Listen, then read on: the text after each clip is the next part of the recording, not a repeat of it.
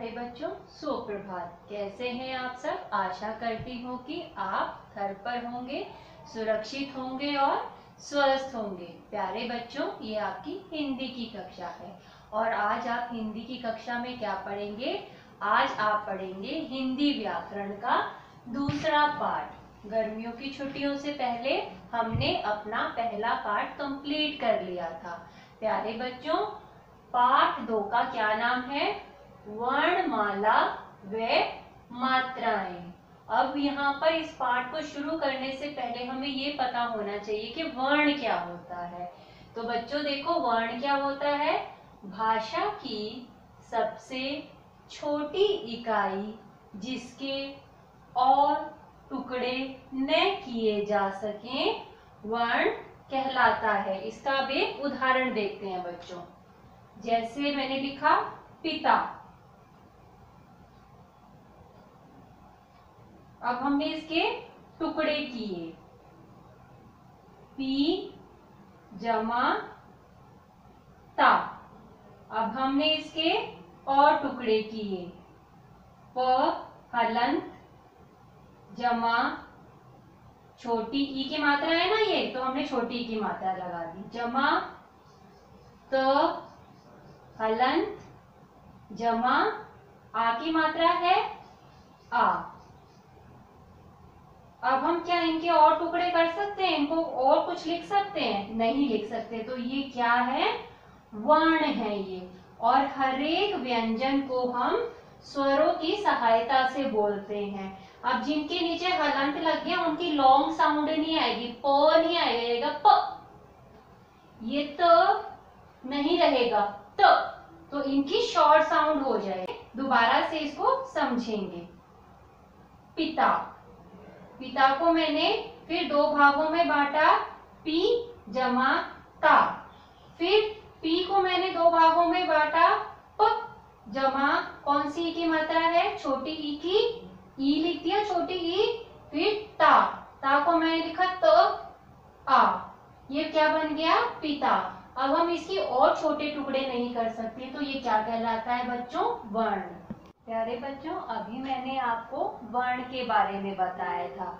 अब हम देखेंगे कि वर्ण के कितने भेद हैं। वर्ण के 2 भेद हैं, स्वर और व्यंजन। हमारी वर्णमाला में 11 स्वर हैं और 33 यानी 33 व्यंजन हैं। आओ बच्चों, स्वर और व्यंजन के बारे में जानें। अरे बच्चों, अब स्वर और व्यंजन के बारे में जानते हैं कि स्वर कौन से होते हैं और व्यंजन कौन से होते हैं। स्वर देखो, अ, आ, छोटी ई, बड़ी ई, छोटा ऊ, बड़ा ऊ, रि, ए, आई, ओ, औ। एक बार इनको दोबारा से देखो, अ, आ, इ, ई, उ, ऊ, रि, ए, आई, ओ, औ। कुछ स्वरों की शॉर्ट साउंड है और कुछ स्वरों की लॉन्ग साउंड है। अब देखो व्यंजन कौन कौन से हैं।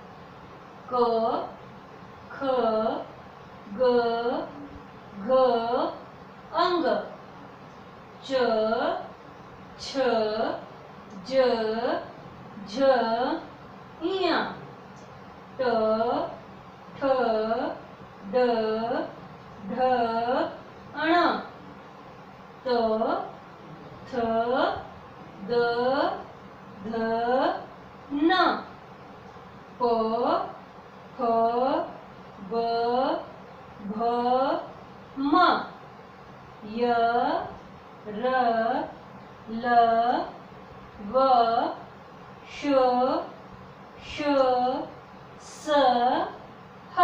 हमारे 11 स्वर और 33 यानी 33 व्यंजन हैं। प्यारे बच्चों, अभी हमने वर्ण के बारे में पढ़ा। अब हम पढ़ेंगे मात्राएं। मात्राओं को जानने से पहले हमें स्वरों को देखना है। यानी मैंने आपको क्या बताया था, हमारे कितने स्वर हैं 11। और कौन कौन से हैं वो स्वर? क, आ, इ, ई, उ, री, ए, ऐ, ओ, औ। अब ये जितने भी स्वर हैं इनकी अपनी एक मात्रा है। अ की कोई मात्रा नहीं होती, कोई मात्रा नहीं होती इस अ की। अब ये है आ, इस आ की मात्रा होती है सीधा डंडा। इससे एक शब्द देखेंगे आम।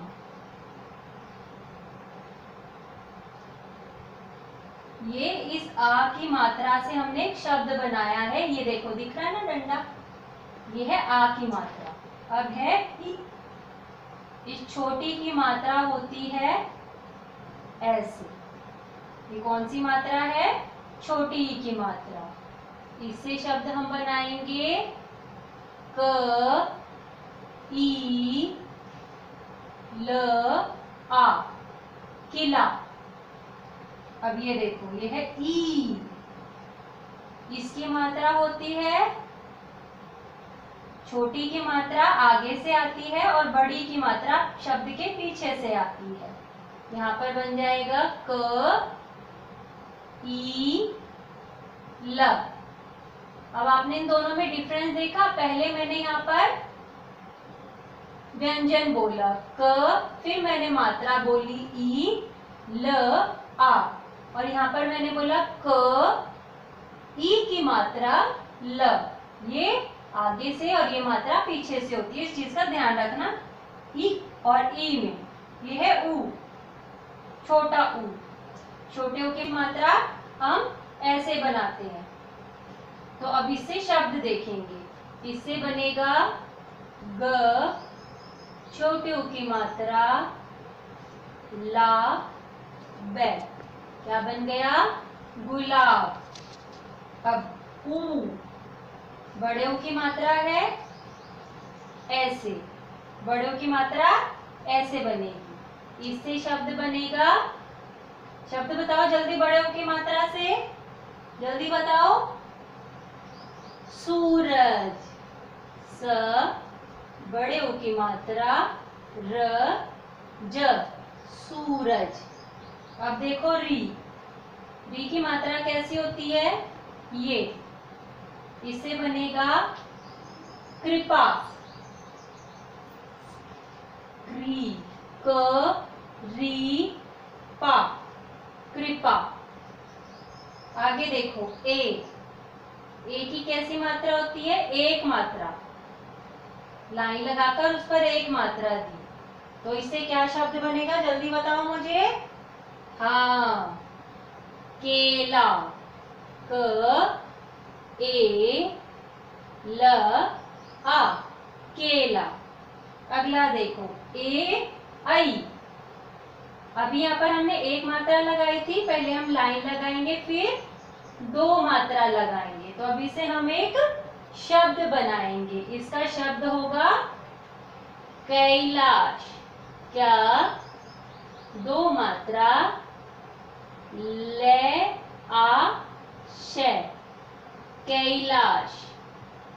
आगे देखो ओ, ओ के लिए डंडा लगाकर एक मात्रा।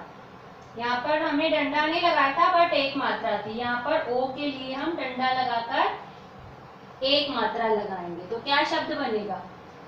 ओ की मात्रा से शब्द बताओ जल्दी। हाँ, कोयल। ल, कोयल। आगे देखो ओ, औ। अब यहाँ पर हमने डंडा लगाया, यहाँ पर एक मात्रा थी, अब हम दो मात्राएं लगाएंगे। ठीक है, इससे क्या बन जाएगा? औरत, औरत। अब ये स्वर हैं, ये इनकी मात्राएं हैं और ये हमने इनसे शब्द बनाए हैं। आओ इनको एक बार फिर से दोहराते हैं। अ, कोई मात्रा नहीं, आ, सीधा डंडा, आम। छोटी ई, आगे से मात्रा क ई ला, किला। बड़ी की मात्रा पीछे से क ई ल, कील। छोटे ऊ की मात्रा ऐसे बनेगी, क्या बन जाएगा? ग उ ला ब, गुलाब।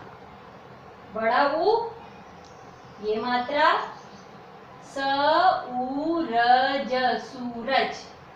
ये री की मात्रा क्या बन जाएगा? क री पा, कृपा।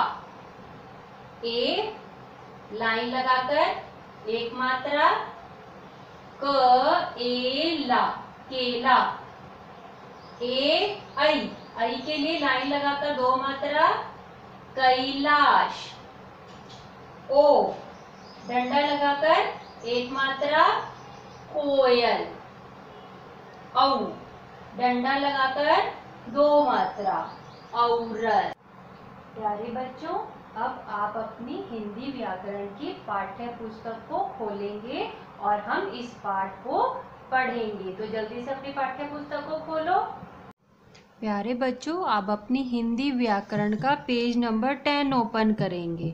अब हम आपका पाठ 2 शुरू करेंगे और इसके बारे में मैं आपको पहले ही बोर्ड पर बता चुकी हूँ। इसका क्या नाम है? वर्णमाला व मात्राएं। अब देखिए, मुख से निकलने वाली ऐसी ध्वनियाँ जिन्हें और छोटा नहीं किया जा सकता वर्ण कहलाती है। वर्ण के बारे में मैं आपको बोर्ड पे बता चुकी हूँ और मैंने आपको पिता का उदाहरण बताया था। ऐसे ही आपकी बुक में कुछ उदाहरण दिए हुए हैं, जैसे फैल है, हमने यहाँ पर फै जमा ल बना दिया, यानी हमने इसके टुकड़े कर दिए। अब हम इसके और छोटे टुकड़े नहीं कर सकते। ऐसे ही नल है, न जमा ल, हल है जमा ल। ऊपर लिखी इन ध्वनियों को और छोटा नहीं किया जा सकता, यानी नल को और छोटा, न जमा ल में न और ल को हम और छोटा नहीं कर सकते। इन्हीं ध्वनियों के मिलने से शब्द बनते हैं। जैसे मैंने न जमा ल लिया तो क्या बन गया? नल। तो ये क्या बन गया? एक हमारा शब्द बन गया। और शब्द से मिलकर वाक्य बनते हैं। इन शब्दों से ही हम वाक्य बना सकते हैं। तो देखो, वर्ण क्या हुआ बच्चों? भाषा की सबसे छोटी इकाई को वर्ण कहते हैं। बच्चों, अब देखते हैं वर्णमाला किसे कहते हैं। जब हम इन वर्णों को एक निश्चित क्रम में लगा देते हैं तो इन्हें वर्णमाला कहा जाता है। तो इसकी परिभाषा क्या हुई?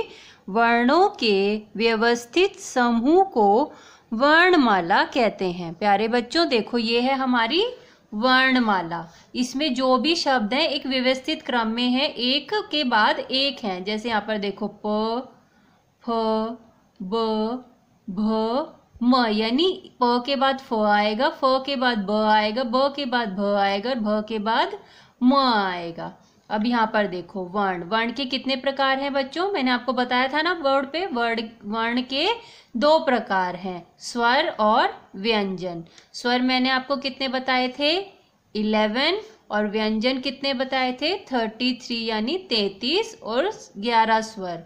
अ से लेके औ तक हमारे स्वर हैं और क से लेके ह तक हमारे व्यंजन है। और ये स्वर और व्यंजन मैं आपको बोर्ड पे करवा चुकी हूँ। अब यहाँ पर देखो, ध्यान दें, ऊपर दिए स्वरों और व्यंजनों यानी ए, आ और कै, ख के अलावा भी हिंदी भाषा में कुछ और वर्ण भी होते हैं बच्चों, ठीक है। अंग, अह, ये दोनों अयोग्यवाह हैं। अंग और अ क्या हैं? अयोग्यवाह हैं। इन्हें स्वरों के साथ ही लिखा जाता है।